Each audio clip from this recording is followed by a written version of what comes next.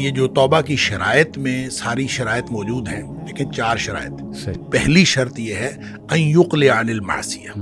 سب سے پہلے یہ ہے کہ انسان گناہ سے باہر آئے. گناہ میں ملوث ہوتے ہوئے توبہ قبول نہیں ہوتی.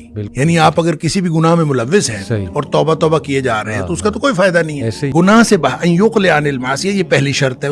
پھر اس کو بھی دوسری شرط آپ قرار دیں کہ ان یندم علی فعلھا، اس کے اوپر اس کو ندامت ہو کہ اللہ میں نے تو نہیں کرنا تھا، یہ ہو گیا. تیسری بات یہ کہ یعزم اللہ یعود الیہ ابدا، یہ عزم کرے کہ میں دوبارہ کبھی بھی میں واپس نہیں آؤں گا اس گناہ کے اندر. چوتھی شرط اس وقت لاگو ہوتی ہے جب آپ کسی گناہ کے اندر کسی فرد کا حق بھی شامل ہو. آپ نے کسی کا حق مارا ہے تو جب تک آپ اس کا حق اس کو واپس نہیں کریں گے آپ کی توبہ قبول نہیں ہوگی. لہٰذا یہ نہیں ہے کہ آپ صرف اللہ سے توبہ کر لیں. آپ نے کسی کا مال چوری کیا ہے، کسی کو نقصان پہنچایا ہے، آپ اللہ سے توبہ کر لیں تو آپ کا گناہ معاف ہو جائے گا، ایسا نہیں ہوگا. حقوق العباد جو ہیں وہ آپ کو پورے کرنے پڑیں گے، پھر آپ اللہ سے معافی مانگ لیں. ہاں اگر کسی کا اگر حق آپ پورا نہیں کر سکتے آپ اس سے معاف کروا لیں کہ مجھے معاف کر دیں، میں نہیں پورا کر سکتا، پھر آپ اللہ سے معافی مانگیں.